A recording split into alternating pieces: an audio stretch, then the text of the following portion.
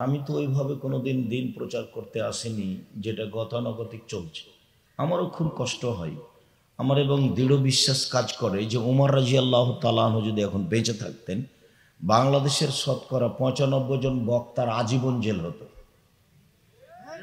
তারা কোনদিন জেলের বাইরে থাকতে পেত না। যারা দিন প্রচার করছে, একে তো দল সংগঠন মাযহাব তো আছেই। আপনি একটা দল করছেন মানে আপনি তো আর রাসূলের দাওয়াত দিচ্ছেন না, আপনি দলের দিচ্ছেন। তা আপনার ভিতরে খলুসিয়াত আছে, এটা আমি কি দিয়ে বুঝব? আপনি একটা মাযহাব মানেন, আমি আপনার মাযহাব নিয়ে কথা বলতে আসিনি। তো বলছেন যে একটা মাযহাব মানা লাগবে, তো আপনি এক মাস অন্যটা মানেন তো দেখি। ধরেন যে আমি শাফিউল মাসলাকের মানুষ, তা আমি ৬ মাস হানাফি মাসলাক মানি না। যদি একটা মানাই লাগে তো একটা মেনে দেখি, এটা হবে না, করতে পারবে না। তার মানে আল্লাহর সন্তুষ্টিতে খালেস অন্তরে কাজ করে না।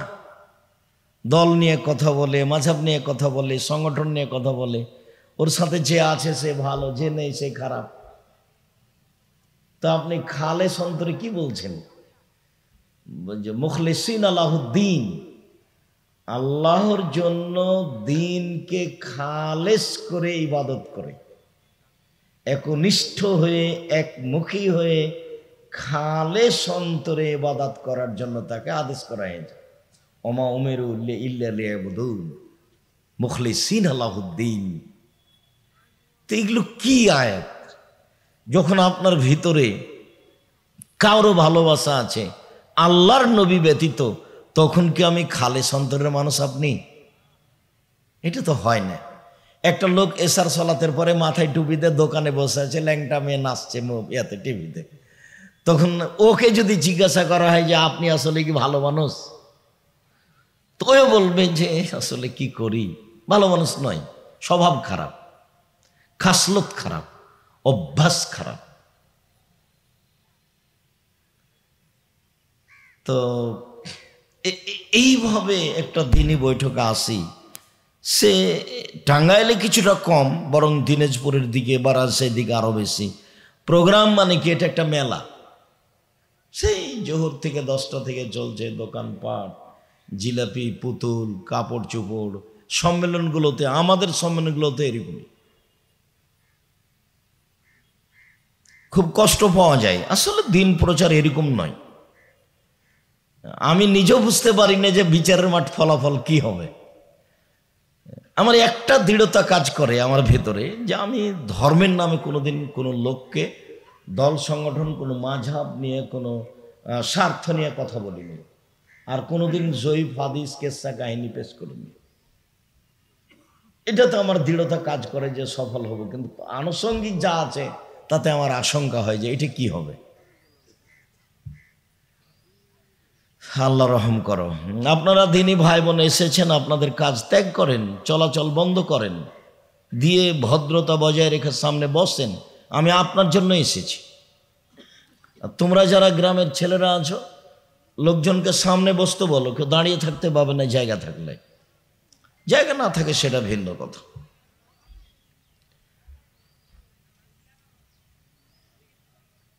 হিন্দুরা মেয়েদের দাম দেয়নি, নারীদের দাম দেয়নি। তারা আজও বাপের জমি জায়গা পায় না। তার মানে তাদের অরাসার সূত্র পৈতৃক নেই। তাহলে একটা বড় ধরনের জুলুম। ছেলেরা, ভাইয়েরা নিবে, বোনেরা নিবে না, অথচ আল্লাহ বন্টন করে দিয়েছেন। তো হিন্দুরা মহিলাদের দাম দেয়নি, কোনোদিনই দেয়নি, আজও দেয় না, ভবিষ্যতেও দিবে না। ওদের নিয়ম কানুন কলমই না জায়েজ হারাম। আর অতীতে যা করেছে তা করেছে, ওদের কর্ম করেছে, তা হলো মরে যাওয়া স্বামীর সাথে জ্বলে যেতে হয়েছে, সতীদাহ। আবার স্বামী মারা গেলে বিবাহ হবে না, বিধবা বিবাহ নেই। 6 বছর বয়সে বিবাহ হয়েছে, 6 বছর 6 মাসে স্বামী মারা গেছে, এখন কি হবে? দেখেন আপনি রাজারাম মোহন রায়, বঙ্কিমচন্দ্র, ঈশ্বরচন্দ্র বিদ্যাসাগর, নাহলে হালকা জানার জন্য আজকে একটা বই নেবেন, কেন এই নির্যাতন কি তার প্রতিকার। বইয়ের নাম কি? কেন এই নির্যাতন কি তার প্রতিকার, আব্দুল্লাহ আম্মার লিখা। এমনি ওই বেগম রোকেয়ার ওই বই লিখা ছিল অবরোধবাসিনী, ওটার ব্যাপারে বই লিখেছে আব্দুল্লাহ আম্মা। কেন হব অবরোধবাসিনী? আমরা তো প্রয়োজনে মেডিকেলে যেতে পারি, শ্বশুর বাড়ি যেতে পারি, স্বামীর বাড়ি যেতে পারি, ডাক্তারের কাছে যেতে পারি, প্রয়োজনীয় কাজ প্রয়োজন মাঠে যেতে পারি, তা আমরা অবরোধবাসিনী হলাম কিভাবে? আমাদের একটা মর্যাদা আছে, সে মর্যাদা বজায় রেখে যাব। যার জন্য আব্দুল্লাহ রহমান একটা বই লিখেছিল, সম অধিকার নয় মর্যাদা চাই। এগুলো সম অধিকার ফালতু কথা, এগুলো নাই। আমাদের একটা মর্যাদা আছে, যেটা আল্লাহ দিয়েছেন, যেটা নবী দিয়েছেন, সেটা আমাদের নিতে হবে, সেটা নিতেই হবে। 1 থেকে নিয়ে 10 পর্যন্ত বই পুস্তকগুলো যারা লিখেছে তারা পড়াশোনা জানে না, তাই বইয়ের নাম দেওয়া হয়েছে শিক্ষা বনাম জাহেলিয়াত। 1 থেকে নিয়ে 10 পর্যন্ত আপাতত নাকচ করা হয়েছে যে শিক্ষা বনাম জাহেলিয়াত, এগুলো শিক্ষা নয়। রবীন্দ্রনাথ ঠাকুর শিক্ষিত মানুষ হলো, একবারে রবীন্দ্রনাথ ঠাকুরের চেয়ে মুসলমানের বড় শত্রু আপাতত ভারত বাংলাদেশে কেউ নেই। সবচেয়ে বড় শত্রু ও হলো ইংরেজদের সবচেয়ে বড় দালাল। ভারত বাংলাদেশ পাকিস্তানে মুসলমান পুরুষ নারী ইংরেজদের হাতে নির্যাতিত হয়ে জেলে হাজতে রাস্তাঘাটে গাছের নিচে থাকে, আরো লন্ডনে দালাল হয়ে দিন কাটায়। ও বিশ্ববিদ্যালয়ে, ঢাকা বিশ্ববিদ্যালয়ের শত্রু। তার গান ও ওমা তোমার আকাশ তোমার বাতাস, আমার ছেলে মেয়ে দিন রাত পড়ে ও কালিমা তোমার আকাশ ও কালিমা তোমার বাতাস। আমি আব্দুর রাজ্জাক বিন ইউসুফ আমার ছেলে মেয়েকে একদিনে এক সন্ধ্যা পড়তে দিনি। আপনার চলে, আমার চলে না।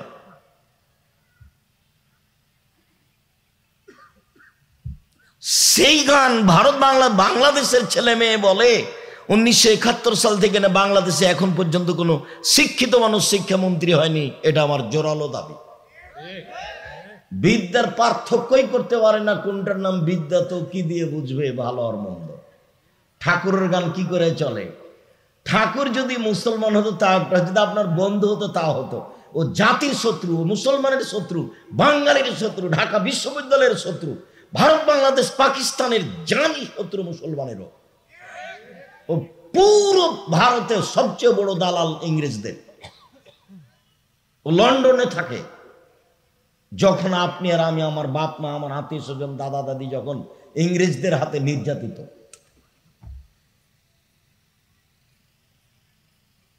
হিন্দুরা কোনোদিন দাম দেয়নি নারীদের।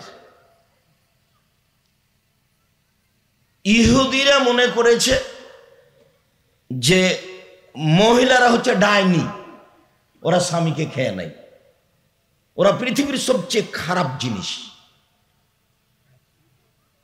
ওরা যতক্ষণ পর্যন্ত ওদের হায়েজ হয়নি, ঋতু হয়নি, ততক্ষণ পর্যন্ত বাড়ি থাকবে। হায়েজ ঋতু হলে ওদেরকে বাড়ির পিছন দিকে রেখে দিতে হবে। ছাই তোলা প্লেট বুঝেন? ছাই তোলা প্লেট বুঝেন? যাতে চুলা থেকে ছাই উঠাই। আমরা চাঁপাইনবাবগঞ্জের মানুষ তো এটা বুঝি। তো ছাই তোলা প্লেটে ওকে খেতে দেয় হাইজ হলে, ইঁদুরে বাড়ির পিছন দিকে রাখে হবে বাহিরে। ও হাইজ হয়েছে মানে পচে গেছে, নষ্ট হয়ে গেছে, ও বিছনাতে হাত দিতে পাবে না, পাতিলে হাত দিতে পাবে না, আপনার সাথে থাকতে পাবে না। ওটা বুখারী মুসলিমের হাদিস, আল্লাহ রাসূল নিজে বলছে। ইন্নাল ইয়াহুদা কানু ইয়াজাহাজাতুল মারাতু ফিহিম, ইহুদিরা যখন তাদের বাড়িতে নারীদের ঋতু হতো, লাম ইয়াকুলুহুন্না ওয়া লাম ইজামিউহুন্না, তাদের সাথে খেত না, তাদের সাথে থাকতো না, আর ওই টিনের ময়লাযুক্ত গিলাসে পানি খেতে দিত। এখনো বাংলাদেশের বিভিন্ন জেলাতে আছে এইভাবে যে মহিলারা যদি স্বামীর নাম ধরে তাহলে ওর স্বামী মারা যাবে। মানে মহিলা কোনো মানুষই নয়। আর খ্রিস্টানেরা মনে করে যে এ হলো উপভোগের বস্তু, বাস 16-18 বছর থেকে উপভোগ শুরু হবে, 60, 50, 55, 60 যখন হবে তখন ওকে বৃদ্ধাশ্রমাগারে দিয়ে দিতে হবে। ওর ছেলে মেয়ে বাপ মায়ের হিসাব নেই, ও হচ্ছে মনোরঞ্জনের জিনিস। তো যতক্ষণ পর্যন্ত মনোরঞ্জন উপভোগের পরিবেশ আছে ততক্ষণ পর্যন্ত মানুষ, আর যখন নেই তখন আরো মানুষ নয়, বিবাহ স্বাধীন হিসাব নেই। বৃদ্ধাশ্রমাগার টোটালি হারাম। আপনি টাকা নেকির জন্য করেছেন, কে বলেছে? ছেলে মেয়ের কাছে বাপ মা সবচেয়ে সম্মান বেশি পাবে, আল্লাহ বলছেন, নবী বলছেন। আল্লাহ বলছেন আমাকে মানো আর বাপ মাকে মানো। তো কোথায় গেল তাহলে বাপ মাকে মানাটা? আল্লাহর কাছে গিয়ে লেগে গেছে। 1 নম্বরে বলছে আমাকে মানো মানে শিরক করো না, বাপ মাকে মানো মানে শ্রদ্ধা করো, অন্যায় অপমান করো না। তারপরে বলছেন ভাই ভাই ভাইকে মানো, তারপরে বলছেন প্রতিবেশী, তারপরে বলছেন ইয়াতিম, ওয়াবুদুল্লাহ ওয়া লা তুশরিকু বিহি শাইআন ওয়া বিল ওয়ালিদাইনি ইহসানা ওয়া বিযিল কুরবা ওয়াল ইয়াতামা ওয়াল মাসাকিন। আল্লাহকে মানো, বাপ মাকে মানো, ভাইকে মানো, প্রতিবেশীকে মানো, এতিমকে মানো, পথিককে মানো। পথিক এসে বলছে আমার বাড়ি কুমিল্লা, আমার টাকা হারিয়ে গেছে, চুরি করে নিয়েছে, আমাকে 200 টাকা দেন। তো আপনি চট করে বলে ফেললেন, ধোকাবাজি করার জায়গা পাস না, সর এখান থেকে সর, তুই এই কাজ করিস, কালকে তো তোকে দেখেছি ওখানে। এভাবে কথা বলে বেড়াইস। ওভাবে বলতে হবে না, কথা সত্য হতে পারে, হয়তো এটাই ঠিক যে এরকম করে বেড়াচ্ছে, তারপর আপনি 20টা টাকা 50টা দিয়েন। আল্লাহ বলেছেন যে পথিককে সম্মান করতে হবে, ইবনুস সাবিল। ও পথিক কোনো সমস্যা থাকতেই পারে। তো হিন্দুরা দাম দেয়নি, ইহুদি দাম দেয়নি, খ্রিস্টান দাম দেয়নি। 3টে কথা শেষ করলাম। এরপরে জাহেলিয়াতের যুগ। আমাদের নবী হওয়ার পূর্বের যুগের নাম হলো জাহেলিয়াতের যুগ, মূর্খতার যুগ, বন্যতা, বর্বরতা, অসভ্যতার যুগ। সেটা আবার ফিরে এসেছে, আরো আসবে। ওই যুগে মেয়েদেরকে মাটিতে পুঁতে দেওয়া হতো। মেয়ে জন্ম নিলে বা একটু বড় হলে তাকে সুন্দর করে সাজগোজ করতো, করিয়ে নিত স্ত্রীর কাছ থেকে। আর ওই বাহিরে একটা গর্ত খুঁড়ে আসতো আগেই।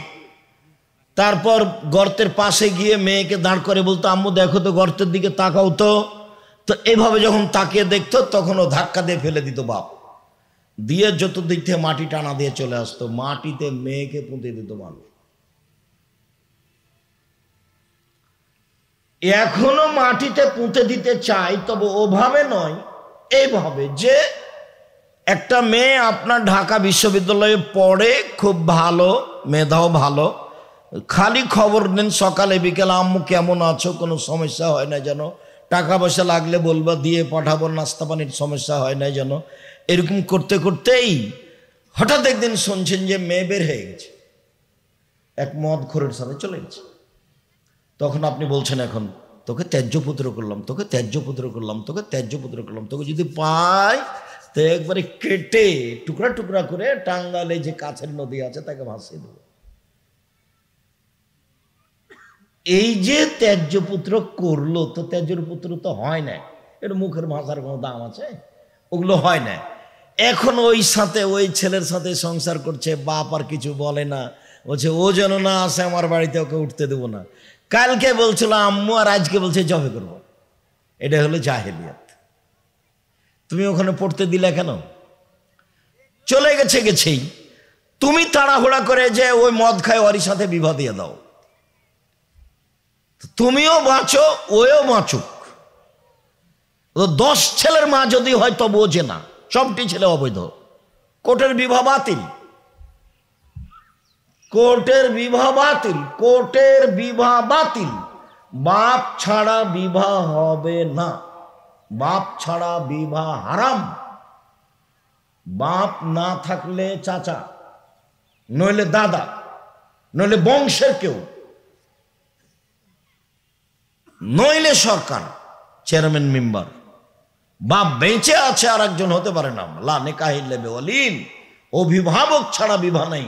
ওলা নেকাহিল্লা বিশাহিদায় নেই, দুইজন সাক্ষী ছাড়া বিবাহ নেই। আল্লাহ বলছেন ফানকিহুন্না বিইজনি আহলিহিন্না ওয়াতুহুন্না উজুরাহুন্না। পৃথিবীর মানুষ, তোমরা মেয়েদেরকে বিবাহ করো তার বাপকে বলে। ও তো ফেকার বইয়ে লেখা আছে যে একটা ছেলে দুইজন লোককে বলছে, ওর দুইজন বন্ধুকে, এই এটা আমার বউ, তোরা দুইজন বল যে হ্যাঁ আমরা সাক্ষী, বিবাহ হয়ে গেছে। মেয়ের বাপ লাগবে না, বাস এই যে বললো যে এটা আমার বউ। রাস্তার একটা মেয়েকে ধরে বললো এটা আমার বউ, তোরা দুজন সাক্ষী থাক। ওরা দুজন বললো হ্যাঁ আমরা সাক্ষী, এটা তোর বউ, হয়ে গেছে। যার কারণে কোর্টের বিবাহ চলছে। রাসূল তো এভাবে বলেননি আইয়ুমা ইমরাতিন নাকাহাত বেগেরে ইজনে ওয়ালিহা ফানিকাহু বাতিল, ফানিকাহু বাতিল, ফানিকাহু বাতিল। যে কোনো মেয়ে পিতার অনুমতিতে বিবাহ বসবে, সে বিবাহ বাতিল, সে বিবাহ বাতিল, সে বিবাহ বাতিল। লা তুজাব্বিজুল মারাতুল মারাতু লা তুজাব্বিজু নাফসাহা। কোন মহিলা কোন মহিলার বিবাহ দিতে পারে না, কোন মহিলা নিজে নিজে বিবাহ বসতে পারে না, কোন মহিলা কোন মহিলার বিবাহ দিতে পারে না। বলছে খালেদা একটা খুব ভালো ছেলে, ওর ফুফু বলছে, ওর ফুফু, তোর বাপ তো বিবাহ দিবে না, তুই আমার বাসায় চলে আয়, ছেলেটার বিবাহ দিয়ে দিব। ফুফু ভাতিজির বিবাহ দিয়ে দিল। আরে ফুফু কখন নাকি বেটা ছেলে পুরুষ মানুষ হয়ে গেছে। খালাতে বলছে যে খালেদা তুমি চলে আসো, তোমার বাপ তো বিবাহ দিবে না, ছেলেটা খুব ভালো আমি চিনি। ওর খালা বলছে, ওর খালা বিবাহ দিয়ে দিয়েছে। খালা যে কখন পুরুষ মানুষ হয়ে গেল। আল্লাহর নবী বলছেন কোন মহিলা কোন মহিলার বিবাহ দিতে পারে না। পৃথিবী উল্টে গেলে এটা আর বৈধ হবে না। কোন মহিলা নিজে নিজে বিবাহ বসতে পারে না, এটা আল্লাহ রাসূল না করে দিয়েছে। মহিলার দাম আছে, রাস্তাঘাটে পড়ে থাকা জিনিস নয়। কিভাবে তার মান সম্মান রক্ষা হবে এ ব্যাপারে আল্লাহ অনেক বলেছেন, আল্লাহর নবী অনেক বলেছেন এবং তাদের সাথে ভালো আচরণ করে দেখিয়েছেন। চলেন দেখি, জাহেলিয়াতের যুগে মেয়েদেরকে মাটিতে পুঁতে দেওয়া হতো, তাহলে মেয়েদের সম্মান তাদের কাছে কেমন ছিল? ওই ইদা বুশরা আহাদুহুম বিল উনসা যাল্লা ওয়াজহুহু মুসওয়াদ্দান ওয়া হুয়া কাযীম ইয়াতাওয়ারা মিনাল কওমি মিন সুই মা বুশরা বিহি আইয়ুমসিকুহু আলা হুনিন আম ইয়াদুসসুহু ফিত তুরাব। যদি পিতাকে বলা হতো যে তোমার মেয়ে সন্তান জন্ম নিয়েছে, তাহলে পিতার মুখখান কালো হয়ে যেত, মনে হতে যেন বিষ খেয়েছে। ইয়াতাওয়ারা মিনাল কওম, মানুষ সমাজে যেত না, মানুষের নিন্দা করবে। সে চিন্তা করত কি করি, মেয়েকে মাটিতে পুঁতে দিব না অপমান অবস্থায় রেখে দিব। যদি মাটিতে পুঁতে দিই বালাই চলে গেল, আর যদি রেখে দিই অপমান সুনিশ্চিত। কিভাবে অপমান? মেয়ে একটা হয়েছে, তখন দাদি বলছে কি করবি রে, তোর যে বেটি হলো কর, একটা ডিপিএস খোল। তো আর একটা মেয়ে হয়েছে, তো দাদি নানি খালা ফুফু মা বলছে কি করবি, তাহলে একটা গাভী কিন, মেয়ের বিবাহ তো দিতে হবে। তো মেয়ে তিনটে হয়েছে, তখন বলছে যে বউ তালাক দে। এরাই বলছে এই বউ দিয়ে হবে না। স্বভাব কিভাবে নিচে চলে গেছে। এইখানে রাসূলের একটা কথা বলে রাখি, আবার পরে বলছি। এই দেখেন, তিনটা মেয়ে হয়েছে, তালাকের কথা বললো, তো এখন আল্লাহ নবী বলছে মান আলা সালাসা বালাতিন, মান আলা সালাসা বানাতিন, কেউ যদি তিনটা মেয়ের লালন পালন করে। লালন পালন কি জিনিস পিতা তো আর জানে না, লালন পালন কি জিনিস। পিতা মনে করছে যে মেয়ে সন্তান জন্ম নিয়েছে, আঁকিকে একদিন দেওয়া লাগবে, ফোরে যেদিন পড়বে সেদিন 3টা মাস্টার, ম্যাট্রিক যেদিন দিবে সেদিন 4টা মাস্টার, ইন্টার পাস করার পরে বিশ্ববিদ্যালয়ে যখন ভর্তি হবে তখন জয়টা সাবজেক্ট তয়টা মাস্টার। এটা বাপে বুঝেছে। এটা কে বুঝেছে? এটা বাপে বুঝেছে। আর সবাই বলছে, মাস্টার বলছে আপনার মেয়ে ভালো, তখন বাপে মনে করেছে একে ডাক্তারি পড়াবো বা বাইরে লন্ডন পাঠাবো, এটা বাপের হিসাব। এখন আল্লাহর নবী বলছেন যে 3টা মেয়েকে লালন পালন করলো, তো কি এক আল্লামাহুন্না, বিদ্যা শিখিয়ে দিল। তো এখন আপনি যেটা বিদ্যা বললেন সেটা কি না, এটা তো ভাববার বিষয়। 2 আদাবাহুন্না, শিষ্টাচার শিখিয়ে দিল। শিষ্টাচার কি জিনিস? 3 আহসানা ইলাইহিন্না, তার সাথে ভালো আচরণ করলো, খেস্টা মেস্টা আচরণ করলো না, ভালো আচরণ করলো। তো কুন্নাল্লাহু সিতরান মিনান নারে, এই মেয়ে বিচারের মাঠে বাপের জন্য জাহান্নাম থেকে অন্তরাল হয়ে যাবেন। কিভাবে? ওইদিকে আছে জাহান্নাম আর এদিকে আছে পিতে, আর মধ্যে আছে মেয়েরা। মেয়েরা বলবে আমার আব্বাকে আগে জান্নাতে দেন, তারপরে কোনো কথা। এমন ভাবে শক্ত হয়ে বেঁকে যাবে মেয়েরা, এই যে অন্তরাল হয়ে গেলাম জাহান্নাম থেকে, দেন দেখি আমার আব্বাকে জাহান্নামে। আল্লাহ নবী বলছেন, আমি আমার নিজের কথা বলিনি। কুনাল্লাহু সিতরান মিনান নারি ইয়াউমাল কিয়ামা, মেয়েরা বাপের জন্য জাহান্নাম থেকে অন্তরাল হয়ে যাবে কিয়ামতের দিন। 10টা ছেলেকে মাস্টার ডিগ্রি পাস করালে এক নেকি হবে, এই কথা মুহাম্মদ সাল্লাল্লাহু আলাইহি ওয়াসাল্লাম বলেননি। তো ছেলেকে পড়াবেন কেন? জন্ম দিয়েছেন এই জন্য। ওটা তো আপনার জিম্মেদারি, আপনার বাপ আপনার জিম্মেদারি পালন করেছেন, আপনি আপনার ছেলের জিম্মেদারি পালন করবেন। জন্মের দিন তার পরের দিনই তাহনিক করে নেবেন কোনো পরহেজগার মানুষ মহিলা পুরুষের কাছ থেকে।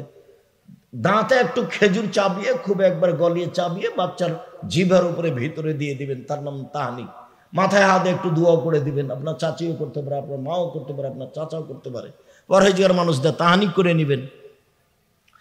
7 দিনের দিন আকিকা দিতেই হবে, চাঁপাই নবমজের ভাষাতে আপনাকে তো দিতে হবে, হবে আপনার বাপকে দিতে হবে, ভিক্ষা করে দিতে হবে, কর্জ করে দিতে হবে। এটা বাপের জিম্মেদারি, এটা কুরবানি নয়। কুরবানি নেকির কাজ, করো তো নেকি, করো না তো নেকি নেই। এটা হলো তারাবির সালাতের মতো। সিয়াম তো ফরজ, কিন্তু তারাবির সালাত কি ফরজ? পড়লে নেকি হবে, না পড়লে নেকি হবে না। সিয়াম রোজা তো ফরজ রমজান মাসের, কিন্তু তারাবিও কি ফরজ?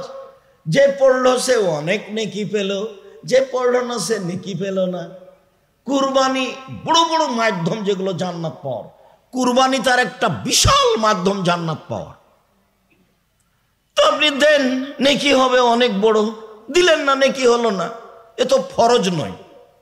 এখন যদি কুরবানি দেন তাহলে বলবে যে চোখ দেখো ঠিক আছে কিনা, কান দেখো ঠিক আছে কিনা, পা দেখো ঠিক আছে কিনা, খুর দেখো ঠিক আছে কিনা, লেজ দেখো ঠিক আছে কিনা, মোটা তাজা দেখো, সুন্দর ঝকঝকে কিনা। খালি দেখতে দেখতেই হয় না কেন? ওটা নেকির জিনিস। আবার দাঁত দেখো, দাঁত আছে কিনা, দাঁত নেই, উঠেনি, কুরবানি হবে না। কান কাটা তো হবে না, নাক ছিদ্র তো হবে না, লেজ কাটা তো হবে না, সিং ভাঙ্গা তো হবে না, খুর নষ্ট, ল্যাংড়া হাঁটতে পারে না তো হবে না, একেবারে মরা আধা মরা তো হবে না। তারপরে ভাগে যায়েন না। ভাগে কে আপনাকে বুদ্ধি দিল এরকম? কার টাকা হালাল আর কার টাকা হারাম খামাকা জোর করে হুজুর বলল, কে বলছে চলবে না, তার আপনি দিয়ে দিলেন। আমিও তো বলছি 30 বছর থেকে, 90 সাল থেকে কোনোদিন তো আমি বলিনি যে ভাগে কুরবানি দেন। আমি তো বলিনি কোনোদিন। আমি বলেছি টাকা বেশি আছে, রাজস্থান থেকে উট নিয়ে এসে কুরবানি দেন। টাকা কম আছে, গরু দেন। তার চেয়ে কম আছে খাসি দেন, তার চেয়ে কম আছে ছাগি দেন, তার চেয়ে কম আছে ভেড়া ভেড়ি দেন। একটা গরুর ভাগে যা টাকা লেগেছে তাতে কয়েকটা কি পাওয়া যাবে? ভেড়া ভেড়ি পাওয়া যাবে। গোস্তের জন্য কুরবানি দিয়েন না, নেকির জন্য দেন। কুরবানি হলো অনেক বড় নেকির ব্যাপার, মাধ্যম অনেক বড়।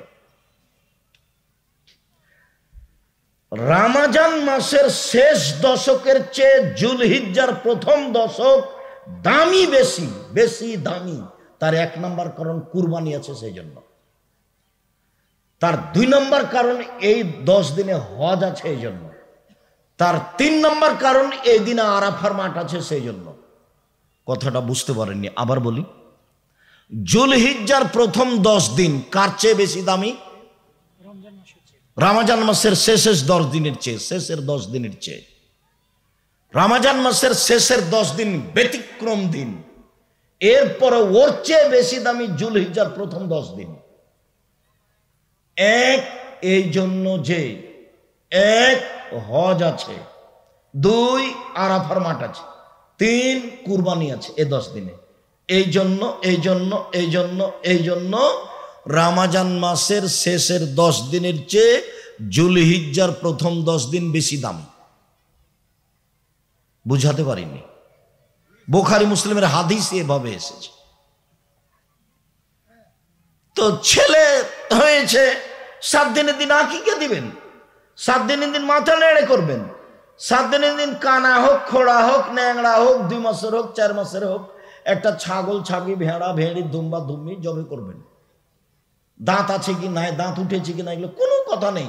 7 দিনের দিন দিতে হবে, দিতেই হবে, ভিক্ষা করে দিতে হবে। বাপের জিম্মেদারি। কথা কেন আসলো? 10টা ছেলেকে মাস্টার ডিগ্রি পাস করালো, 1 নেকিও হবে না, তো আপনারা হিসেবে পড়াবো কেন? তো জন্ম দিয়েছেন এই জন্য কথাগুলি আসলো। কথা বোঝা যায়নি? ছেলে আপনার জিম্মেদারি আমি পালন করব, আপনি পালন করেন। তাহানিক করেন, আপনি করে নেন। কার কাছ থেকে নেবেন? চাচির কাছ থেকে নেন, আপনার খালার কাছ থেকে নেন, কোনো মুরব্বী মানুষের কাছ থেকে নেন।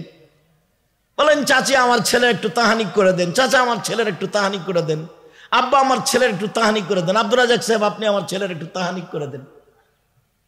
তাহানিক মানে হলো জন্মের দিন, তারপরের দিন, এরকম জন্মের কাছাকাছি, একেবারে জন্মের পরপরই 2-4 দিন হতে পারে, 2-4-5 দিন হতে পারে, কোনো সময় নির্ধারিত নেই। খেজুর দাঁতে চাবিয়ে, ভালো করে চাবিয়ে বাচ্চার জিভা ভিতর দিকে দিয়ে দাও। বাচ্চাকে মা দুধ খাওয়াবে যাতে করে ভিতরে চলে যায়, আর মাথায় হাত দিয়ে দুয়া পড়ে দিবা, এই যখন কালেমে দিল্লা থাকলে। আর আমি আর কি করি? আমি তো মানুষ হিসেবে চেষ্টা করেছি, হাত তুলে দুয়ার যখন গন্ডগোল লেগে গেল, তখন আমি দুয়ার বই বের করেছি, কত জায়গাতে হাত তুলতে হবে সেটাও উল্লেখ করেছি, কতটি হাদিস আছে হাত তুলে দোয়া করার সেটাও উল্লেখ করেছি। আমার বুঝে আমি মানুষ হিসেবে চেষ্টা করতে ঘাটতি করিনি। আর আপনি যদি এখন চাপে নবমের ভাষাতে হ্যান্টামু করে একটা বলেন, হুজ্জুতি করে, তো আমার কি করার আছে? হটকারিতা করে একটা বলবেন, তাহলে কিছু করার আছে? কিছু করার নেই।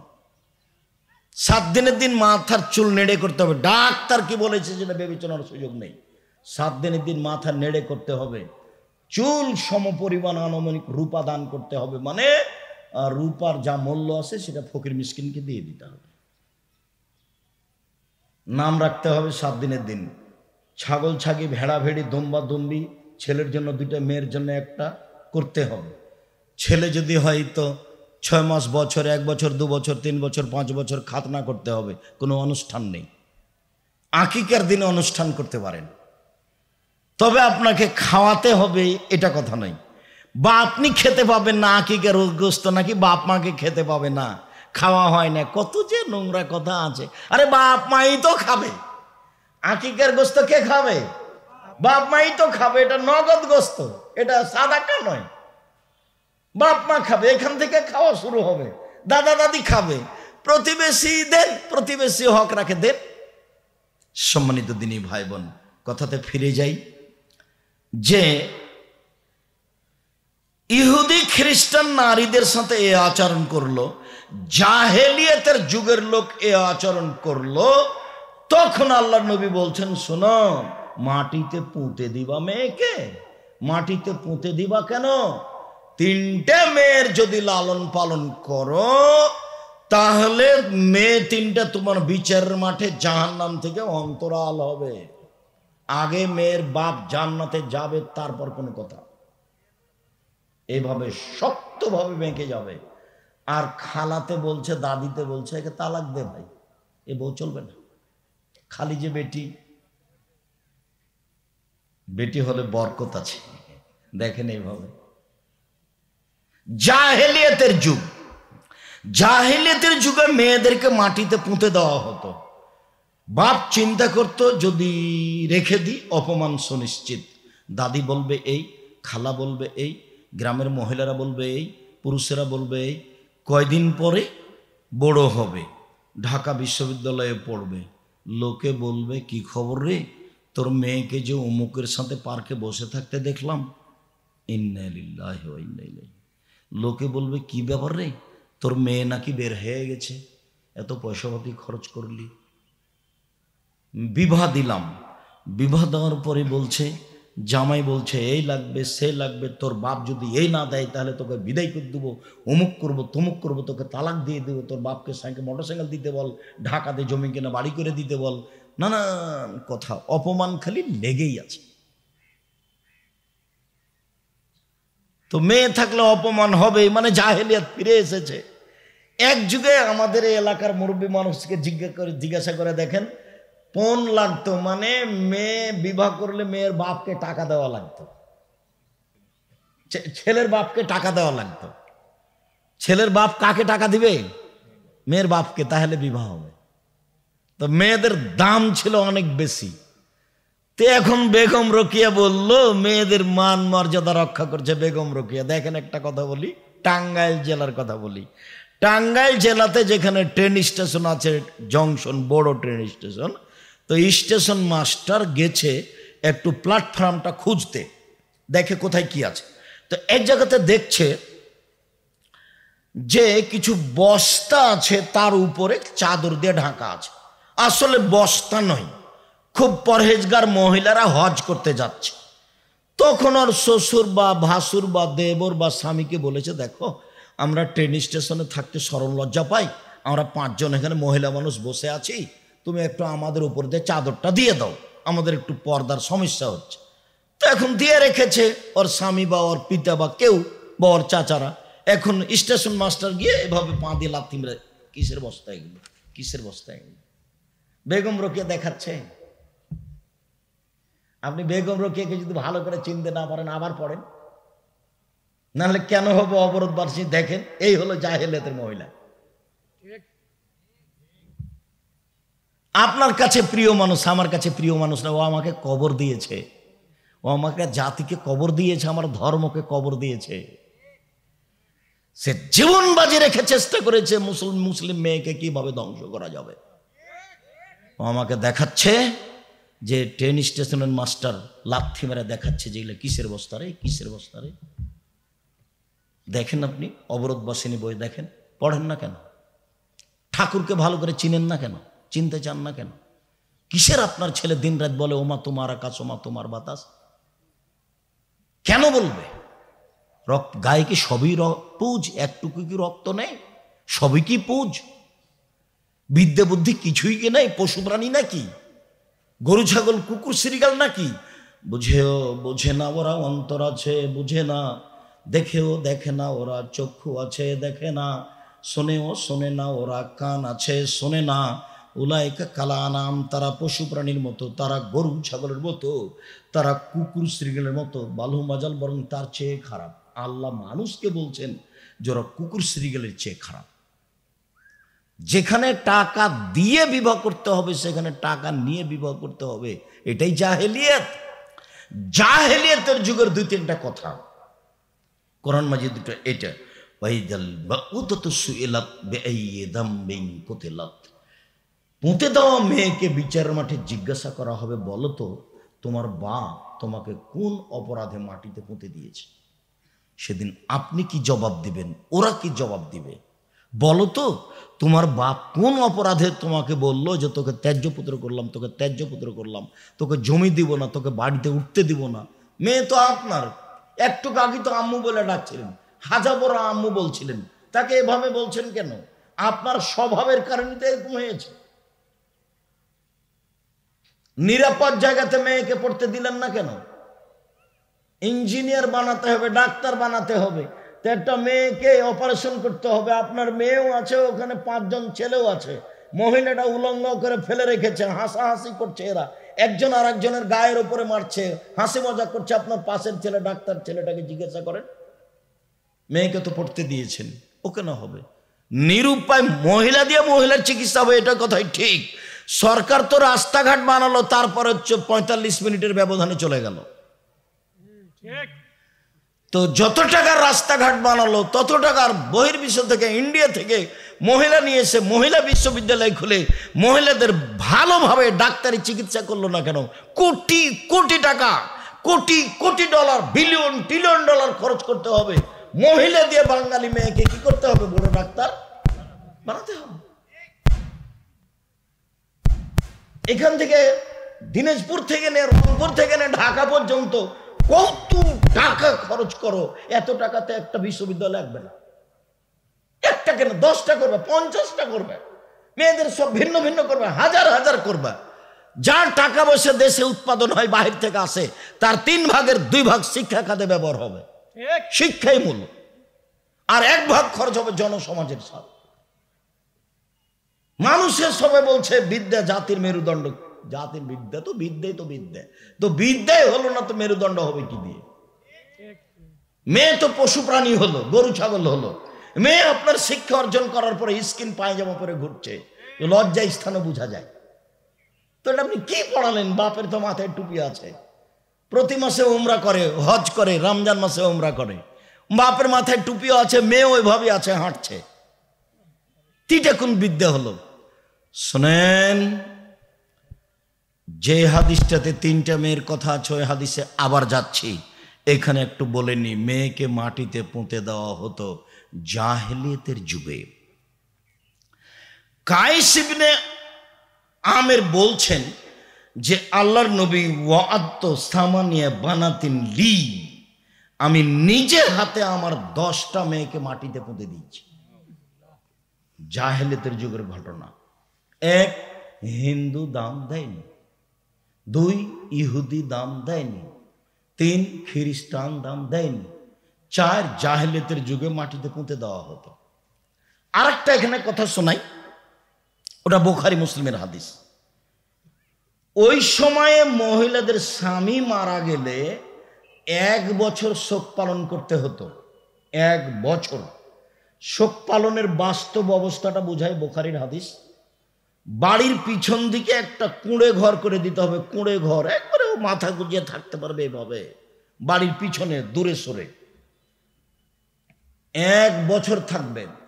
ওর জন্য গায়ে থাকবে ময়লা কাপড় চোপড়, খাওয়ার জন্য থাকবে ছাই তোলা প্লেট, পানির জন্য থাকবে একটা টিনের ময়লাযুক্ত গিলাস। কুষ্ঠ রোগকে যেভাবে বাড়িতে মানুষ পৃথক প্লেটে পাত্রে খাবার দেয় সেভাবে দিতে হবে। ও এখানে আসতে পাবে না। 1 বছর থাকবে ওখানে, 1 বছর। এরপরে পবিত্র হওয়ার কথাটা, এখন 1 বছর হলো স্বামী মারা গেছে, শোক পালন থেকে বিরত হওয়ার কথাটা আরো নোংরা। তবু বলি, যেহেতু বুখারী মুসলিমের হাদিসে আছে, উটের অথবা গাধার গায়ে লজ্জা স্থান ঘষে ঘষে তাকে পবিত্র হতে হবে। এটা হলো জাহেলিয়াতের যুগের স্বামী মারা গেলে 1 বছর শোক পালন করার পদ্ধতি। এখন ওইখানে আল্লাহ নবী বলছেন 4 মাস 10 দিন। তো আল্লাহ নবী বলেননি যে স্বামী মরলে নাক ফুল খুলতে হবে, এই কথা বলেননি। আল্লাহ নবী বলেননি যে গয়না খুলতে হবে গাও থেকে, এটা হলো হিন্দুদের নীতি। স্বামী মারা গেছে বাস, এইটা আমি পছন্দ করিনি। না, ওটা লাগবে না। জি ঠিক আছে, জাযাকুমুল্লাহ খাইর। সম্মানিত দিনী ভাই বোন, এখন আল্লাহর নবী সেটাকে কমিয়ে করলেন 4 মাস 10 দিন। রহস্য কিছু আছে, রহস্য কিছু আছে। স্ত্রী 4 মাস 10 দিন থামবে, আর একজন মুসলমান আর একজন মুসলমানের জন্য শোক পালন করবে 3 দিন। ওর বাড়িতে খাওয়া পানি পাঠাতে হবে। এখন আবার উল্টা, যে বাড়িতে মরা মানুষ মরে সেই বাড়িতে খাওয়ার রেডি, মাটি দিয়ে সবাই বাড়িতে খেয়ে যাবে। মিষ্টি আছে, ছেলেরা ধনী মানুষ, সব ব্যবস্থা করেছে, প্রয়োজনে গরু জবাই করেছে। অবাক, এটাই জাহেলিয়াত। বলছে আব্দুর রাজ্জাক সাহেব, দূর থেকে মেয়ে এসেছে, ভাতিজারা এসে কোথায় খাবে? তো হোটেল মেরে খেয়েছে, অন্যদিন খেতে পারে হোটেল, আজকে খেতে পারবে না। এই বাড়িতে খানা পানি দিয়ে যেতে হবে 3 দিন। এখানে রান্না কিসের, এখানে আনন্দ ফুর্তি কিসের, এখানে গল্প কুসের। 3 দিন যাবত এই বাড়ির পুরুষ নারী সবাই শোক পালন করবে। আর স্ত্রী শোক পালন করবে কয়দিন? 4 মাস 10 দিন। 4 মাস 10 দিন শোক পালন করবে। কিভাবে শোক পালন করা বলতে 4 মাস 10 দিন বিবাহ বসার জন্য সাজগোজ করতে পারবে না, এবং ওই বাড়িতেই থাকবে। যদি বাড়ি নিরাপদ না হয় তাহলে যেখানে ছেলেরা রাখতে যাবে সেখানে যাবে, যে ওখানে থেকে যাবে। স্বামীর বাড়ি যদি নিরাপদ হয় থাকবে, শ্বশুরের কাছে থাকবে। যদি না নিরাপদ হয় তাহলে ভাইরা নিয়ে যাবে, নাহলে ছেলের কাছে থাকবে। কিন্তু 4 মাস 10 দিন কোথাও যেতে পাবে না, দুর্ঘটনা ছাড়া। জাহেলিয়াতের যুগে ছিল ওইভাবে, আল্লাহ রাসূল নিয়ে আসলেন এইভাবে। শোক পালন মানে বিবাহ করার জন্য প্রস্তুতি নিতে পাবে না 4 মাস 10 দিন। বাস। নাক ফুল তো আল্লাহ নবী খুলতে বলেননি, গয়না তো আল্লাহ নবী খুলতে বলেননি, নতুন কাপড় পরতে পাবে না। যেই কাপড় পরে আছে যত দামি হোক না কেন পরে থাক, ওটা তো তার স্বামীর বাড়ির পরিবেশ, ওটা তো তার শ্বশুরের বাড়ির পরিবেশ, ওভাবেই থাকবে, মানসম্মত ভাবে থাকবে। জাহেলিয়াতের যুগে কি করেছিল, ওকে কোথায় থাকতে দিয়েছে? বাড়ির পিছন দিকে। এইটাই ছিল ইহুদিদের মেয়েদের রাখার গতি। এইবার চলেন আল্লাহ তাআলা কি বলছে। আগে আমি মেয়েদেরকে কিভাবে সম্মান দিয়েছে সেটা দেখি, তারপরে দেখি যে স্ত্রীকে আল্লাহ রাসূল কিভাবে সম্মান দিলেন সেটা দেখি, তারপরে কিছু আয়াত মেয়েদেরকে। আবু সাঈদ খুদরি রাদিয়াল্লাহু তাআলা আনহু বলেন, রাসূল সাল্লাল্লাহু আলাইহি সাল্লাম বলেছেন, মান আলা সালাসা বানাতিন, কেউ যদি 3টি মেয়ের লালন পালন করে, ফাযাওয়াজাহুন্না ওয়া আদাবাহুন্না ওয়া আহসানা ইলাইহিন্না, তাকে যদি তার যদি খাওয়ার ব্যবস্থা করে, বিবাহ দেওয়ার ব্যবস্থা করে, শিষ্টাচার শিখিয়ে দেয়, ফালাহুল জান্নাহ, এই পিতা জান্নাতে যাবে। 2, মান আলা জারিয়াতাইনে, কেউ যদি 2টা মেয়ের লালন পালন করে, 2টা মেয়ে, হাত্তা তাবলুগা, মেয়ে 2টি বড় হওয়া পর্যন্ত লালন পালন করলো, বিবাহ দেওয়া পর্যন্ত, ফাজায়াউমাল কিয়ামা হুয়া ওয়া আনা ফিল জান্নাতে হাকাজা, তাহলে মেয়ের পিতা আর আমি বিচারের মাঠে এইভাবে জান্নাতে থাকবো। সুমা আসারা বিস্তাবাবা লোস্তা, তর্জনী এবং মধ্যম 2টি আঙ্গুলকে জমা করে দেখালেন। পৃথিবীর মানুষ শুনে রেখো, এই আঙ্গুল 2টি যেমন জমা লেগে আছে, যেই পিতা 2টা মেয়ের লালন পালন করবে সেই পিতা আর আমি জান্নাতে এভাবে থাকবো। নেন এবার বলেন, এবার ইহুদি কি করেছে, বলেন এবার খ্রিস্টান কি করেছে, বলেন এবার হিন্দুরা কি করছে, বলেন এবার জাহেলিয়াতের যুগ কি করেছে।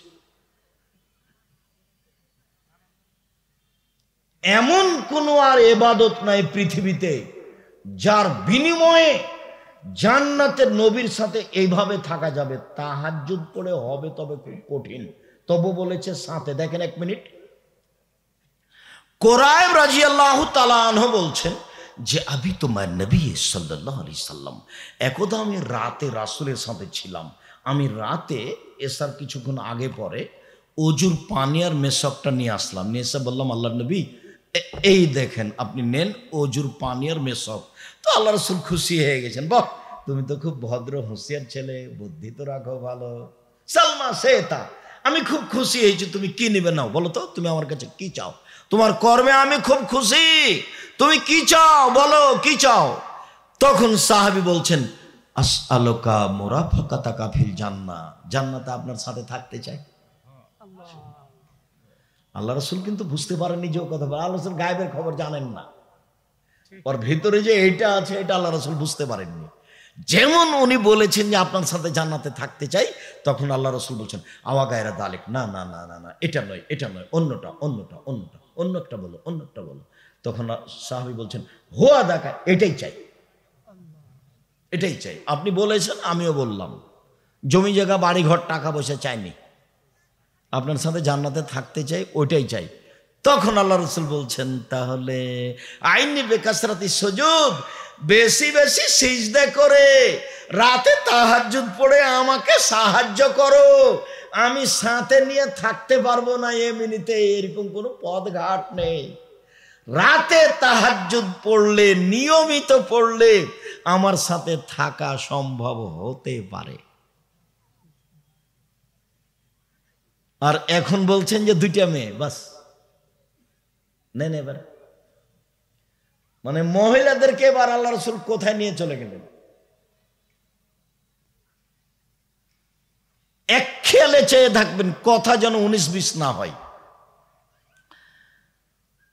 আনাস রাদিয়াল্লাহু তাআলা আনহু বলেন, রাসূল সাল্লাল্লাহু আলাইহি সাল্লাম বলেছেন, মান আলা সালাসা বানাতিন, কেউ যদি 3টা মেয়ের লালন পালন করে, ওই আগে যে হাদিসটা পড়েছিলাম, তো লালন পালন এক, ফাআল্লামাহুন্না, তাকে বিদ্যা শিখিয়ে দিল, যে বিদ্যাতে হালাল হারাম বুঝতে পারবে, সেটার নাম বিদ্যা। কথা বুঝতে পারেননি? যাতে কি বুঝতে পারবে?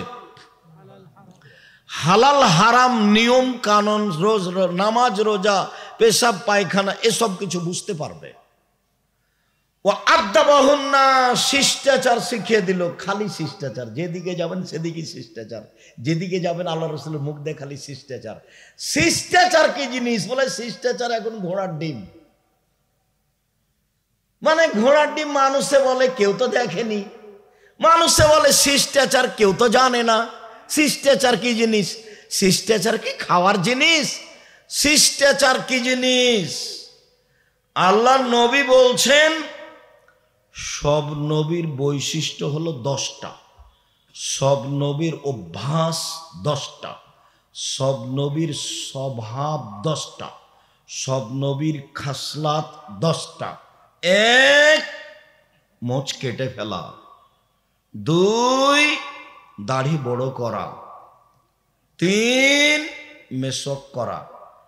4, পেশাব পায়খানা করে পানি দিয়ে পবিত্রতা অর্জন করা। সব নবীর নীতি। আগে ঢেল টিস্যু পেপার, পরে পানি, এটা মিথ্যে। পানি দিয়ে পবিত্রতা অর্জন করে হাত মাটিতে মেজে নিতে হবে, এটা বিধান। পানি নেই, ঢেল টিস্যু পেপার, বাস 40 কদম নোংরামি, পায়ের উপরে পা ওঠা, খক খক করে কাশা, একেবারেই অপছন্দ, নোংরা কাজ। এইটা আল্লাহ রসুল এত বড় অপছন্দ কাজ সমর্থন করবেন না। বলছে যে পেশাব আছে, যে ও তো শয়তানি অসসা, 40 কদম কেন, 40 ঘন্টা পরে যদি টিস্যু ফেলে, তাহলে মনে হবে ইন্নালিল্লাহ, পেশাব আসলো মনে হয়, পেশাব আসলো মনে হয়। ও তো শয়তান তাকে বেকায়দায় ফেলেছে। আল্লাহ রসুলের পথে আসেন, পেশাব পায়খানা করে পানি দিয়ে পবিত্রতা অর্জন করে হাতটা মেজে নিয়ে অজু করেন, অজু শেষে পানি একটু লজ্জাস্থান সামনাসামনি ছিটিয়ে দিবেন। এখন যদি মনে বলে যে পেশাব আসলো, এখন শয়তানকে বলবেন, এই পেশাব এসে কাপড় ভিজে যাক তবু অজু করবো না, শর্ত মুখে লাগতে পারি, আমার কাপড় ভিজে যাক তাতে আসে যায় না, আমি পেশাব আর অজু করবো না। ও যে শয়তান আপনাকে পাগল বানিয়েছে, ও বলছে এই যে আসলো, এই যে আসলো, এই যে আসলো। নারী পুরুষ সব বেকায়দায় ফেলেছে, ভুল পথে গেলে। আচ্ছা, ভুল পথে গেলেন পবিত্রতা অর্জনের জন্য, এইটা তো আপনি এভাবে পবিত্রতা অর্জন করবেন, আপনার স্ত্রীকে অর্জন করতে হবে না। ও ঢেল নিয়ে 40 কদম হাঁটবে, পায়ের উপরে পা উঠাবে, খক খক করে কাশবে, তখন বলছে সেটা হয় নাকি, মহিলা কেমন কেমন লাগবে। তো মহিলা মানুষ সেটা করলে কেমন কেমন লাগে আপনাকে, তা আপনি যখন করেন তখন মহিলা যদি দেখে, তাকে কেমন কেমন লাগে না? তার মানে এটা রাসূলের পদ্ধতি নয়। সব নবীর শিষ্টাচার 10টি, তার একটি হলো পেশাব পায়খানার পরে পানি দিয়ে পবিত্রতা অর্জন করা। তারপরে কাসুল আজফারে, নখ কেটে ফেলা, নখ কেটে ফেলা শিষ্টাচার। মেয়েকে শিষ্টাচার শিখিয়ে দিল। মেয়ের নখ বড় আছে, নখে নেইল পালিশ আছে, তখনই কি মেয়ের কাছে শিষ্টাচার আছে? মেয়ের কপালে টিপ দেওয়া আছে। হিন্দু মেয়েকে বিবাহ করার 10টি পদ্ধতি আছে, তার একটি পদ্ধতির নাম রাক্ষসী বিবাহ। মেয়ের বাপ বিবাহ দিবে না, যদি কপালে টিপ দিতে পারে তাহলে বিবাহ হয়ে গেছে। ওইটা এসেছে হিন্দুর পক্ষ থেকে, আমার মেয়ের কপালে টিপ কেন?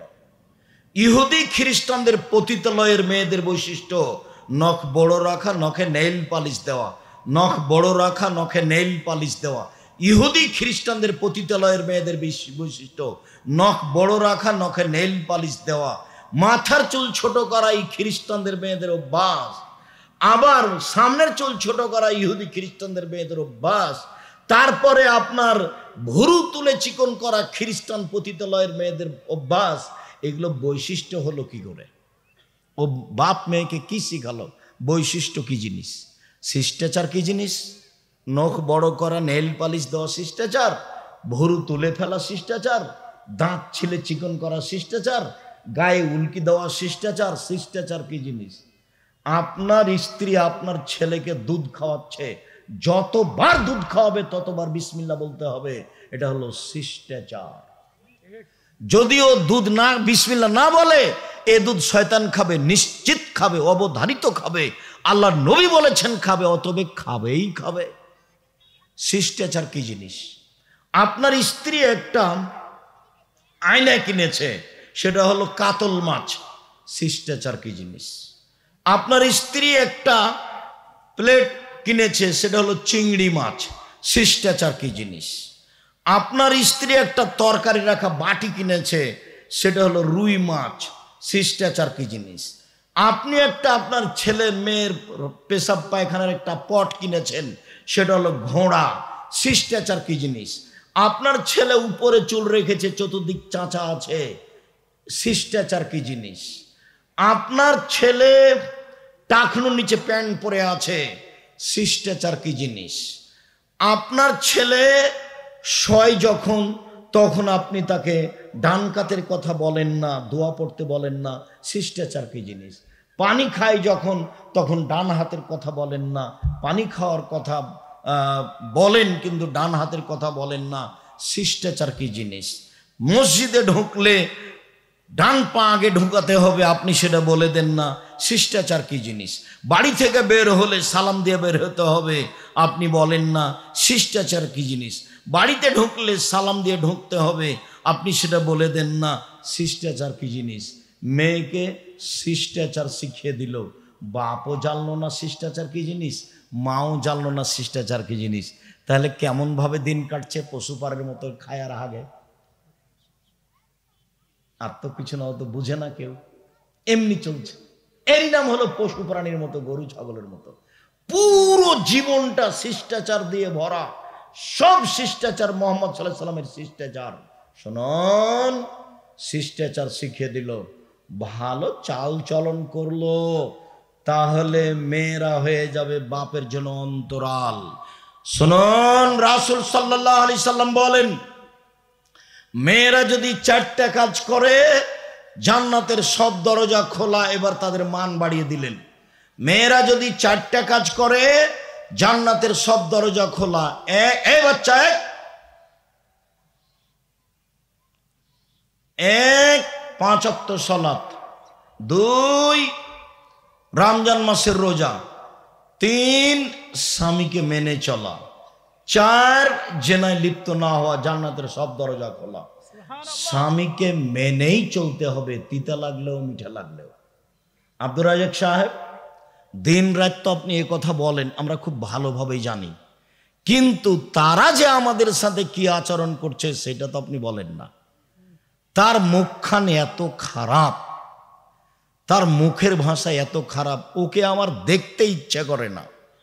কেউ যখন বাড়িতে থাকে না, তখন মেয়ে আছে, মেয়েকে বলি তোর আব্বাকে পানি দিয়ে। বৌমা আছে, তখন বলি খালেদা তোমার শ্বশুরকে পানি দিয়ে এসো।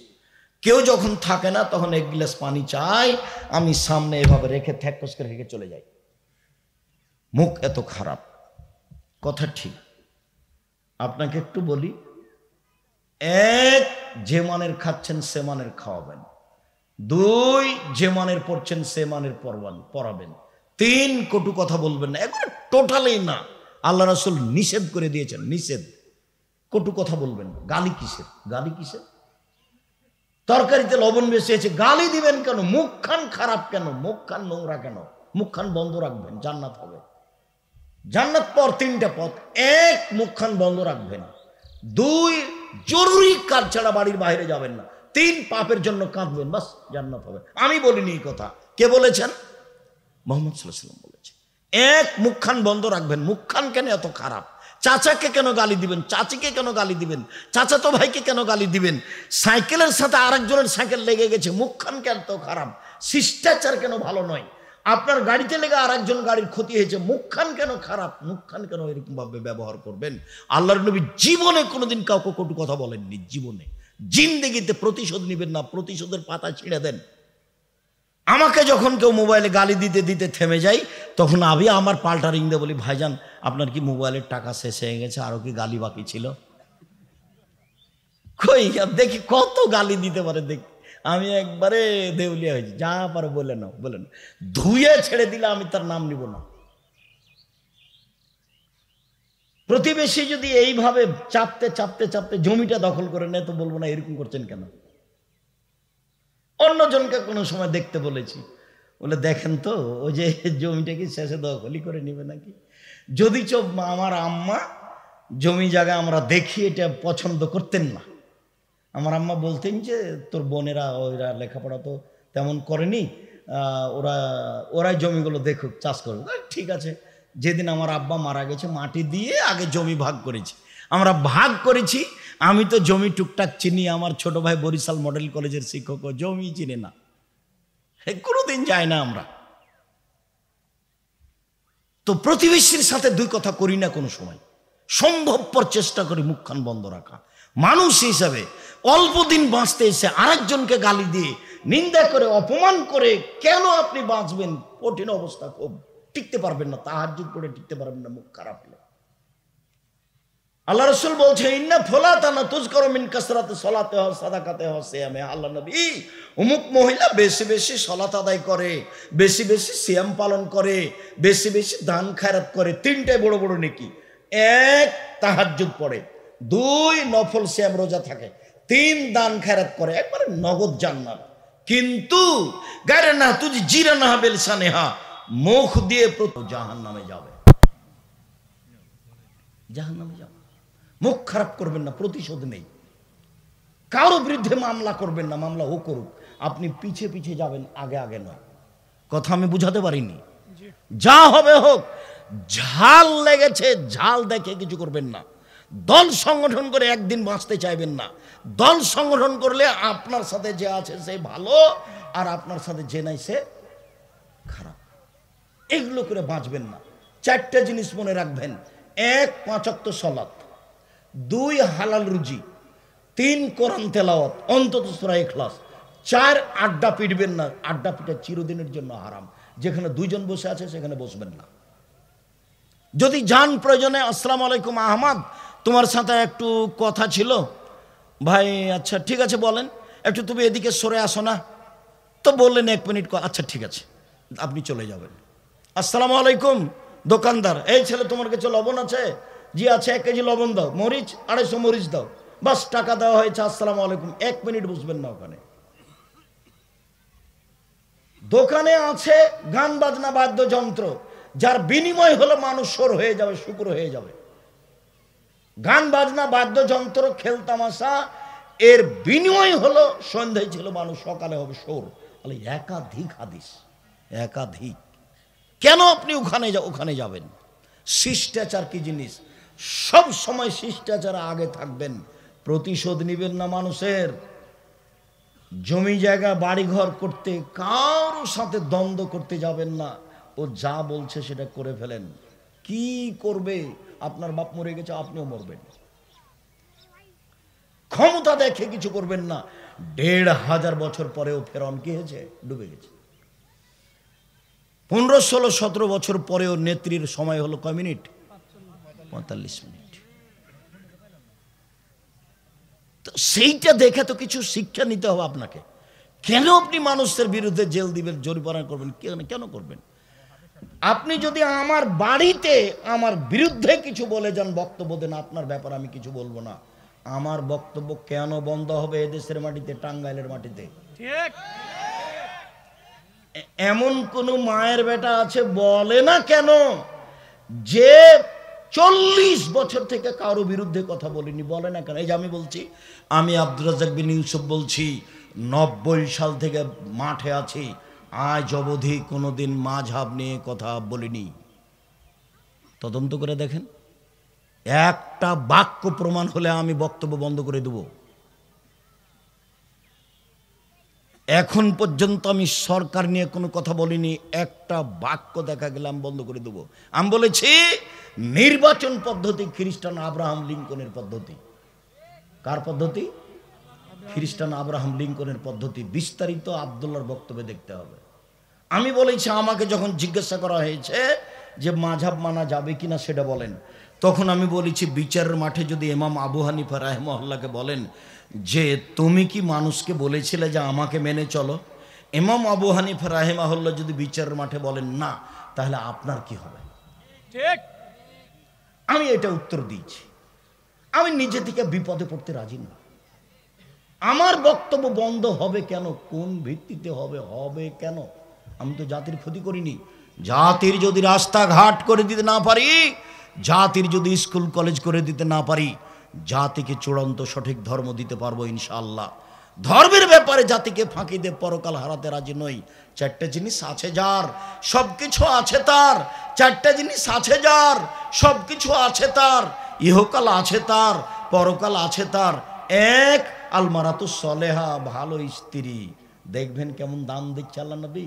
2 আল জারু সলে, ভালো প্রতিবেশী। 3 আল মারকাবুল হানি, একটা ভালো গাড়ি, যেই সাইকেলের চাকা পাম ইয়েতে আপনার হয়ে যায় না, চাকা নষ্ট হয় না, যে গরু শুয়ে যায় না, একটা ভালো গাড়ি। 4 প্রশস্ত ঘর। 4টে জিনিস আছে যার, সব কিছু আছে তার। 4টে জিনিস নেই যার, কোনো কিছু নেই তার। রাসূল সাল্লাল্লাহু আলাইহি ওয়াসাল্লাম বলেন, পৃথিবীর মানুষ শুনে রেখো, নবী জান্নাতে যাবেন। ও আমাকে বললেই হতো, ছেলেরা আপনাদের কাছে সাহায্য চাইতে গেছে, প্রোগ্রামের জন্য কি প্রতিষ্ঠানের জন্য আমি জানি না। 5 দিয়ে গেলে আপনি 10টা টাকা ছাড়া থেকে ফেরত দিবেন না। 5 টাকা হোক, কিছুই যদি না থাকে, একটা কয়েন তাও দিয়ে দেবেন। মানে আপনার হাতটা যেন দেওয়া থাকে। আল ইয়াদুল উলিয়া খায়রুম মিন ইয়াদিস সুফলা, দেওয়া হাত ভালো নেওয়া হাতের চেয়ে। বুখারী মুসলিম। বলেন তো কি কথাটা? দেওয়া হাত ভালো নেওয়া হাতের চেয়ে। বুখারী মুসলিম। একটা কয়েন হোক না কেন, 10টা হোক, 10,000 টাকা হোক। টাঙ্গাইল জেলার লোক জামিয়া সালাফিকে ভালোবাসে, এটা আমি বিভিন্ন সময় বুঝতে পেরেছি। যার কারণে আপনাদের সাথে আমার আন্তরিকতার অভাব নেই। আমি আপনাদের কাছে আসতে পারি না, সেটা আমার কারণে নয়। সামাজিক যেটাই কারণ হোক না কেন, সেটা বলে আমি কাউকে খাটো করতে চাই না। তবে আমি জাতিকে কোনোদিন ফাঁকি দিতে চাইনি। শুনুন, আল্লাহ রাসূল বলছেন, আর দুনিয়া কুল্লুহা মাতা ও খায়রু মাতাই দুনিয়াল মারাতু সলেহা, সারা পৃথিবী সম্পদ, সবচেয়ে দামি সম্পদ ভালো নারী। সুবহানাল্লাহ। এবার ইহুদিরা বলল মহিলারা হলো ডাইনি, খ্রিস্টানেরা বলল মহিলারা হলো উপভোগের বস্তু, হিন্দুরা বলল ওকে জমি দিতে হবে না, জাহেলিয়াতের যুগ বলল ওকে মাটিতে পুঁতে দে, আর আল্লাহ নবী বলছেন মহিলারা হলো সবচেয়ে দামি বস্তু। তাহলে আল্লাহ রাসূল কিভাবে দাম দিলেন? এবার সিরিয়াল দেখেন। 1 নবীগণ জান্নাতে যাবেন, 2 শহীদেরা জান্নাতে যাবে, 3 সত্যবাদীরা জান্নাতে যাবে, 4 মহিলারা জান্নাতে যাবে। মহিলারা জান্নাতে যাবে এই কথা বলার পরে একটু কথা বলা আছে, এইটুকু না হলে খুব ভালো লাগতো, কিন্তু আল্লাহ নবী বলেছে। সেটা হলো এই যে স্বামী যদি কোনো সময় অসন্তুষ্ট হয় তো স্বামীর হাত ধরে বলবে, যতক্ষণ পর্যন্ত আপনি খুশি না হবেন ততক্ষণ পর্যন্ত আমি কোনো কিছু খাবো না। এই নারী জান্নাতি নারী। 1 নবীগণ জান্নাতে যাবেন, 2 শহীদেরা জান্নাতে যাবে, 3 সত্যবাদীরা জান্নাতে যাবে, 4 মহিলারা জান্নাতে যাবে। সিরিয়াল এখনো আপনাদের কথা আসেনি, আপনারা সিরিয়ালে পাই না, কোথাও আমি পাই না। একটু আগে যে বলা হলো জান্নাতের সব দরজা খোলা, তখন আমরা নেই, তখন মহিলারাই আছে। ওদের 4টা কাজ: 1 5 ওয়াক্ত সালাত, 2 রমজান মাসের রোজা, 3 স্বামীকে মেনে চলা, তিতা লাগলেও মিঠা লাগলেও, 4 জেনায় লিপ্ত না হওয়া। ওর জন্য সব দরজা খোলা। আমাদের জন্য একটা সব দরজা খোলা আছে, তখন তারাও তাতে আছে। সেটা কি? অজুর পরে যদি কেউ বলে আশহাদু আল্লা ইলাহা ইল্লাল্লাহু ওয়াহদাহু লা শারীকা লাহু ওয়া আশহাদু আন্না মুহাম্মাদান আবদুহু ওয়া রাসূলুহু, জান্নাতের সব দরজা খোলা। তা আমরা খাস না, তারাও আছে, তারাও আছে। বুঝতে পারেন না কথা মনে হয়?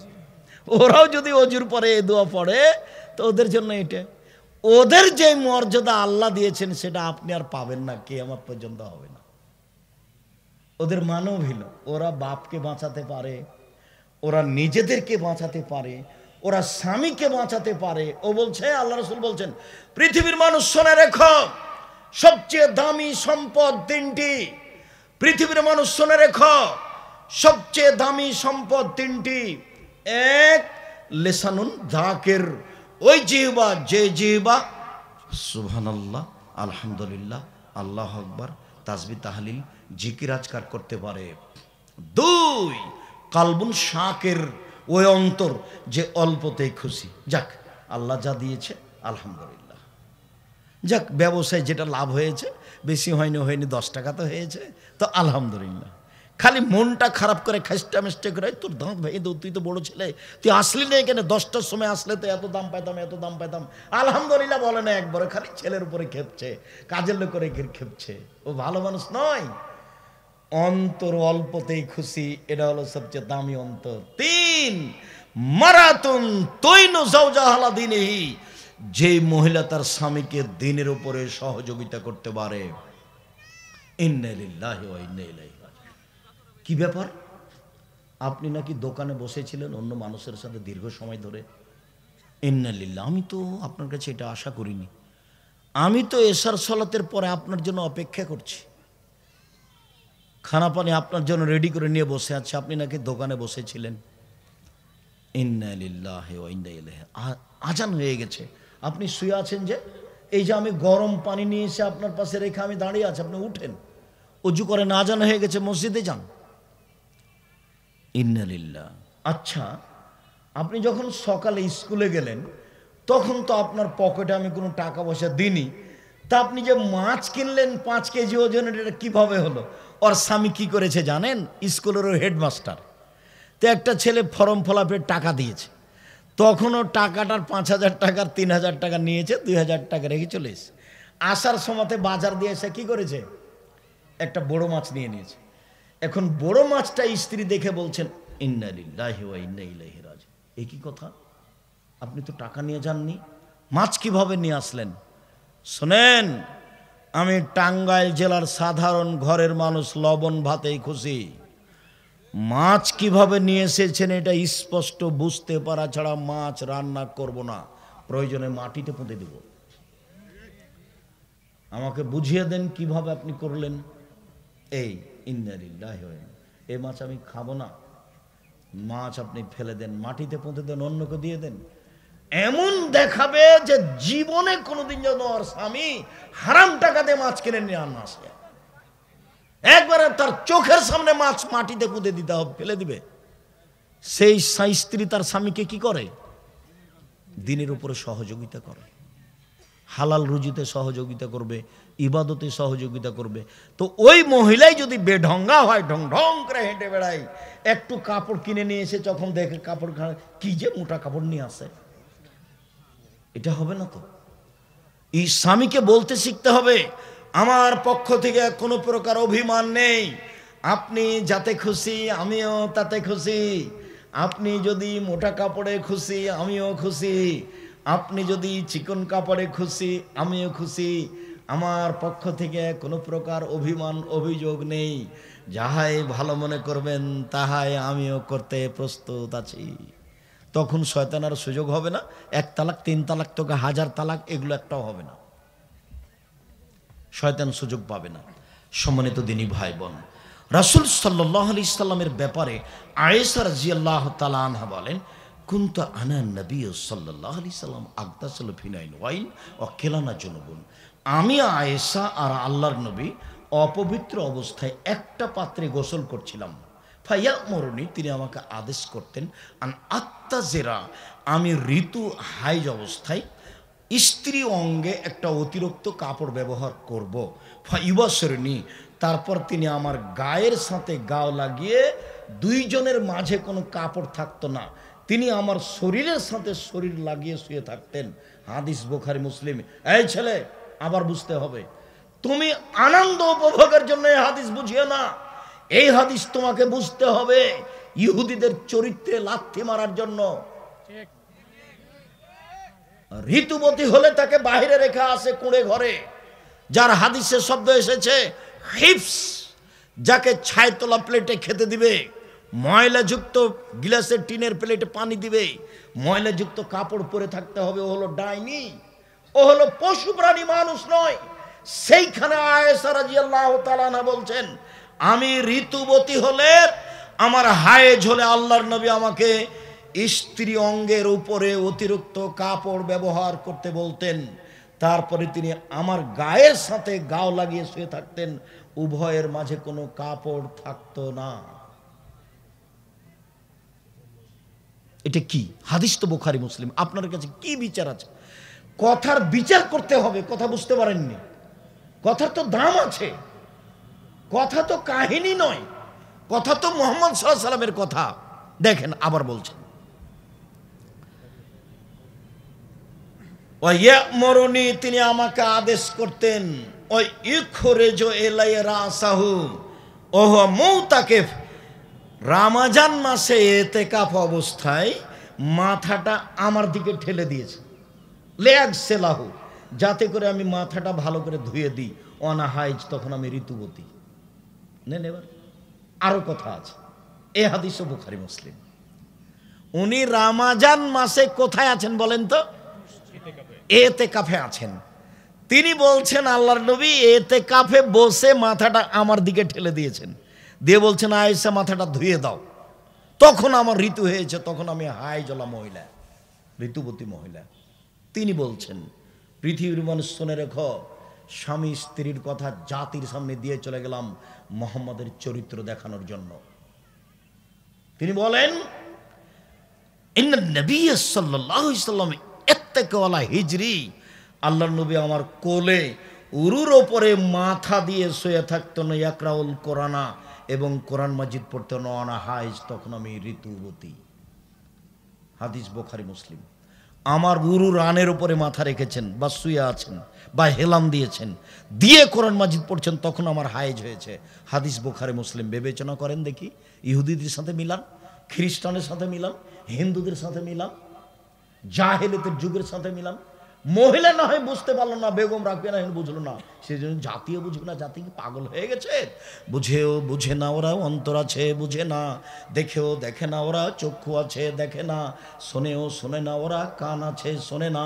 উলাইকা কালা আনাম, তারা পশু প্রাণীর মতো, তারা গরু ছাগলের মতো, তারা কুকুর শৃগালের মতো, বালু মাজাল, বরং তার চেয়ে খারাপ। চোখের দাম আছে, চোখ দিয়ে ভালোভাবে দেখতে হবে, কানের দাম আছে, কান দিয়ে ভালোভাবে শুনতে হবে, অন্তরের দাম আছে, অন্তর দিয়ে বিবেচনা করতে হবে, আকল দিয়ে বিবেচনা করতে হবে জিনিসটা কি। হালকা বুঝতে পারবেন কেন এই নির্যাতন কি, তার প্রতিকার বই দিয়ে, অন্যান্য বইও দেখতে পাবেন। সম্মানিত দিনী ভাই বোন, আয়েশা রাদিয়াল্লাহু তাআলা আনহা বলেন, এবার আবার দেখেন হাদিস বুখারী মুসলিম, আয়েশা নাবেনিল খুমরাতা মিনাল মসজিদ,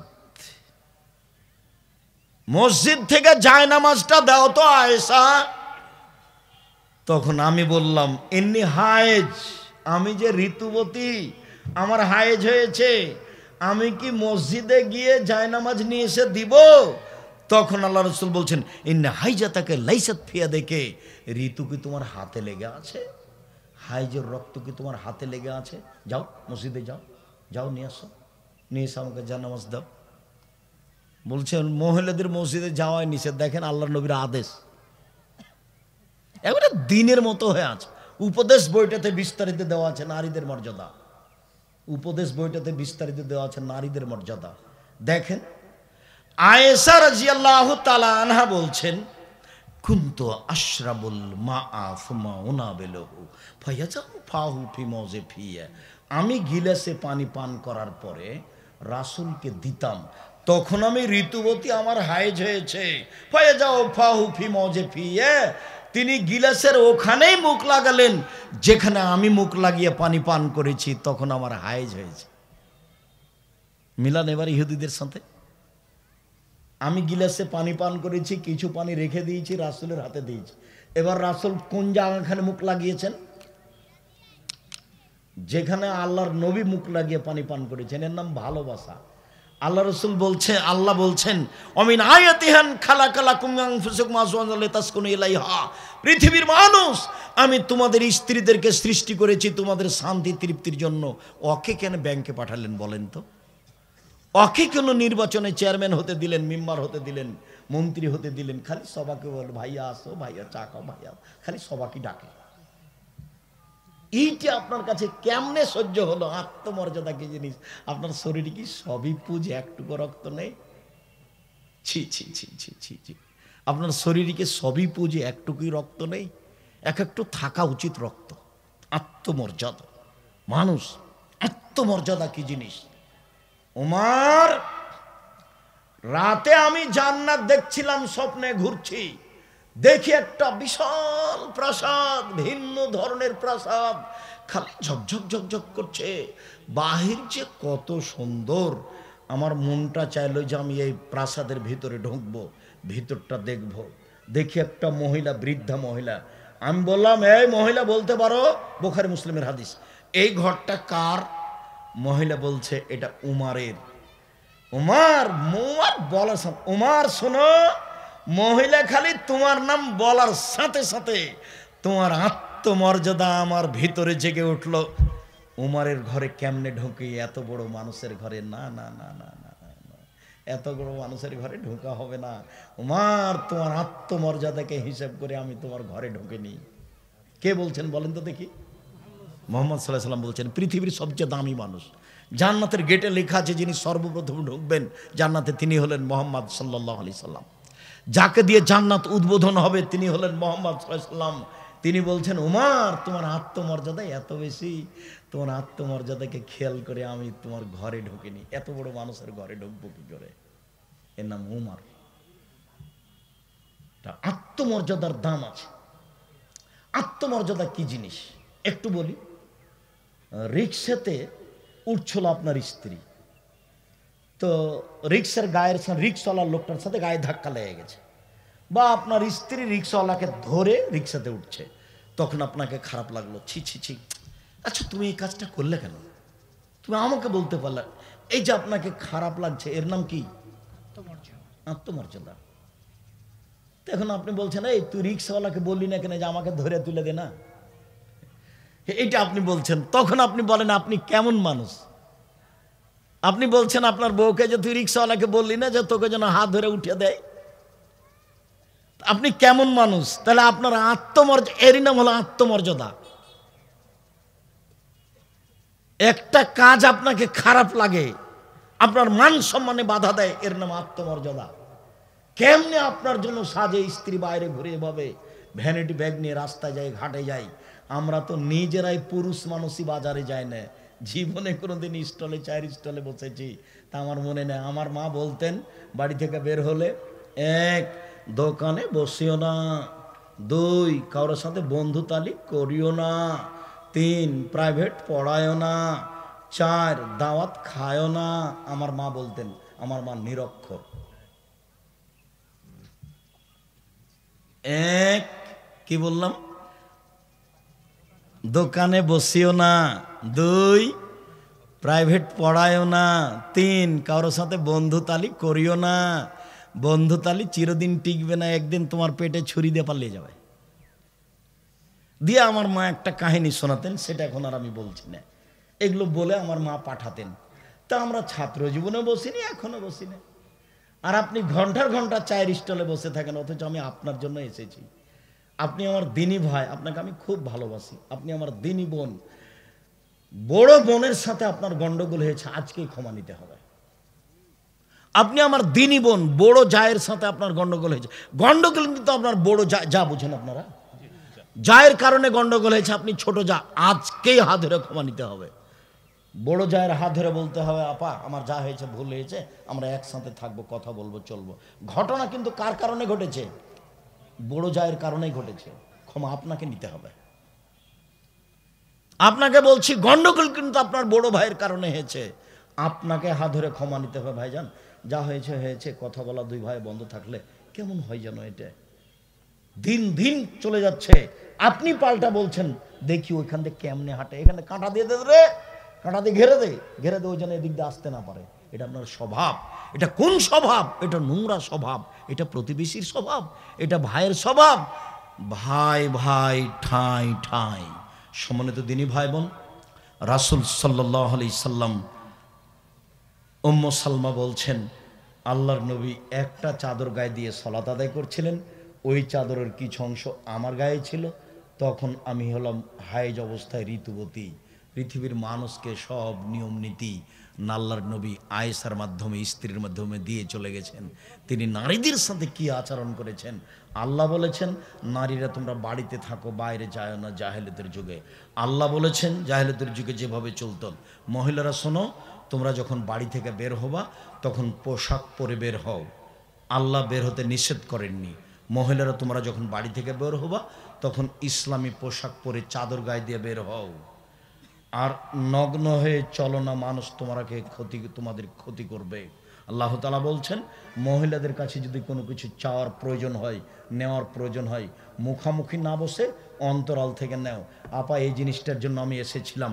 মহিলারা পুরুষের সাথে কথা বলতে পারে, কোনো সমস্যা নেই, কিন্তু অন্তরাল পর্দা বজায় রেখে বলতে হবে, খোলামেলা চলা যাবে না।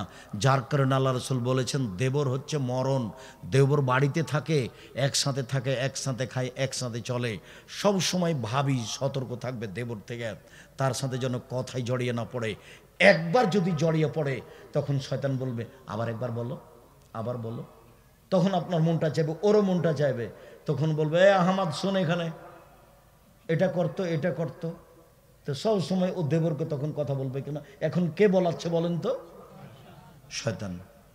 আল্লাহ বলছেন যে শয়তান প্রত্যেকটা খারাপ কাজকে ভালো করে দেখায়। শয়তান খুব হারাম নোংরা কাজকে কি করে দেখায়? ভালো করে দেখায়। এটা হলো শয়তানের কাজ। সম্মানিত দিনী ভাই বোন, সময় প্রায় শেষের দিকেই আমরা মনে করছি।